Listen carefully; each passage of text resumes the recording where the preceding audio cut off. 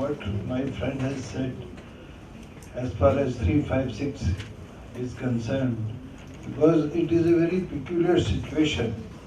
When the Janata Party government came into power, they decided to dissolve all the 9 assemblies, all the assemblies which were having Congress majority.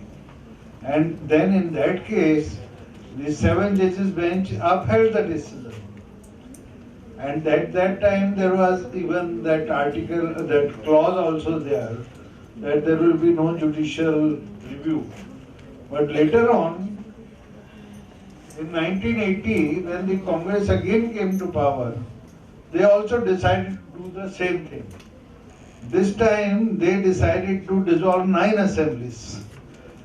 So, on the same ground, like because there is a change of mood of the electorate, now that majority is not of the other political party, therefore the government run by the other party is not required to be carried. Now, fortunately, by the time this case came up for final decision, and so many cases came, including the one when 3 governments of BJP, which after 6th of December were also dismissed, and in fact that was challenged in the Supreme Court, but in the final judgment also that judgment was upheld. Now, but the important thing is, in that SR Mumbai's case, some certain principles have been laid down. We can take note of those principles. In this regard, the court has laid down the following guidelines. 1. Prejudicial proclamation dissolving a state assembly is subject to judicial review. So that clause 5 taken away or not taken away, finally, over his case, puts the things to a rest. And now, because it is a judgment of 9 judges. Second, if a state government works against secularism, this was in the light of 6th December incident. Now that may or may not be again a controversial issue. If a state government works against secularism, that is one of the basic structure written in the preamble. Secular government, that is what is the objective. No, then if a state government works against secularism, president rules can be imposed.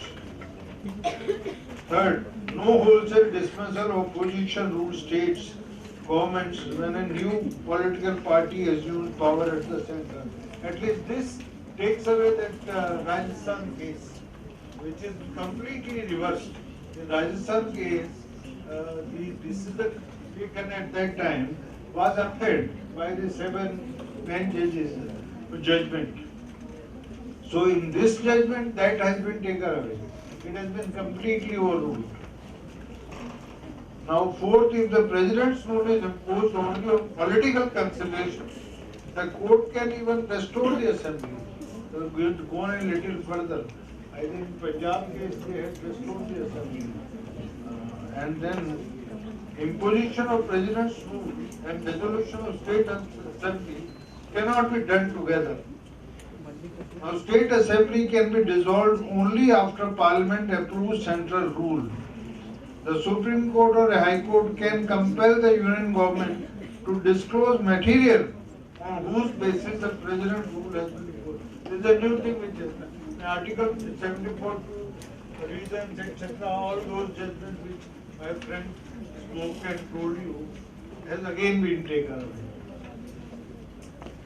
We don't know what will happen in future. Because the thing has not stopped. Even now the provisions are misused. I think some of the governments have been dismissed even after this judgment. Supreme Court or a High Court can compel the union government to disclose material on whose basis president rules is imposed on a state. the power of the president under Article 356 is a constitutional power. It is not an absolute power. The existence of material is a precondition to form the satisfaction to impose the president's rule. So virtually, that Rajasthan case has been completely gone, and all those judgments where it was said no interference, we will not look into it, reasons will not be required to be gone into, all those judgments were taken away by this judgment. But let's see what will happen in future, because even after this judgment, things are there. Some of the decisions have been taken, and it may be taken in future also. So, because these 9 points give certain guidelines. Sometimes like secularism. Now this is nowadays a debating issue. What is secularism? Somebody say secularism maybe in particular way, the other may say no, it is not secularism. So this issue will come again, I think. This time the 11 judges will decide. So, but let's see finally what happens. Like even in this basic structure issue, the recent judgment which has been given by the Honorable Supreme Court about that judges, judge, what is that? Judicial district. That is again a question whether it is basic structure that only the Supreme Court will have all the rights about the appointment of judges. Can it be based? It is not part of the Constitution as such. But then, I am not saying anything, but these things are going to be challenged and are going to be debated. The only thing, because the issue which we are dealing with is 356. Now, it's basically even Mr. Dr. Ambedkar said in his answer to the questions raised by Mr. Kuzru, who was one of very senior member and very intelligent person, he said that this will only be a dead letter because this came from article, Government of India Act 1935. It was said it will be a dead letter, but right in 1951, 26 January 50, we adopted the constitution, and right in 1951 the first case came up. So, and by now 131 cases have already been gone into. So, we don't know what will happen tomorrow, because Article 350 says where the constitutional, the government is not being run according to the constitution. So, this is a very big issue. Constitution involves so many things. So this again the basically the government which is in power which decides, because as I said 77 it was the BJP government, the Janata Party government. In 80 it was the Congress government. So it is all this this is just like this. So we can't say anything. Tomorrow let's hope for the best, that things and the wisdom prevail properly and we understand the constitution properly. So I don't think I need to again discuss 356 because what my friend has already discussed with you entire history, starting from the initial judgment and later on. I just concluded by this S.R. Bomai's case because we must know what is the current status of the position. But 356 is an emergency provision because 355 gives a kind of a imposes a duty on the central government to protect the state government from any external emergency, and that is why 356 gives a power to the central government to keep a kind of a control over the state government, and that is how this is going on. Whatever it is, we may say it may not be right or it may be wrong, but the reason is that we also have that issue of federalism.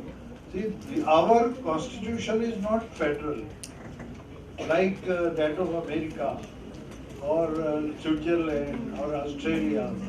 Our this constitution is basically quasi-federal.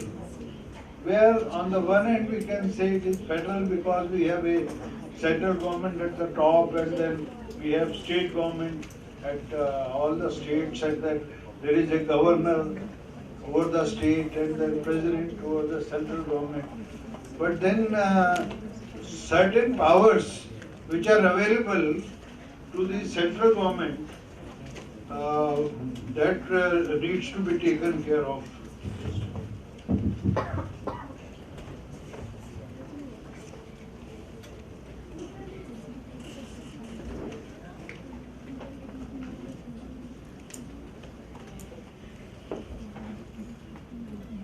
Like appointment of governors, this is power available with the central government. Virtually by this process, they have a kind of indirect control because the governor can send a report and on that basis central government can even dismiss the government. So this is one. Second is not only this, there are provisions in the constitution under which the government is required to send certain state laws for the assent of the president. Of course, such situation have not come except the Kerala education bill. But situation can come. Second, Parliament's power to legislate in the national interest.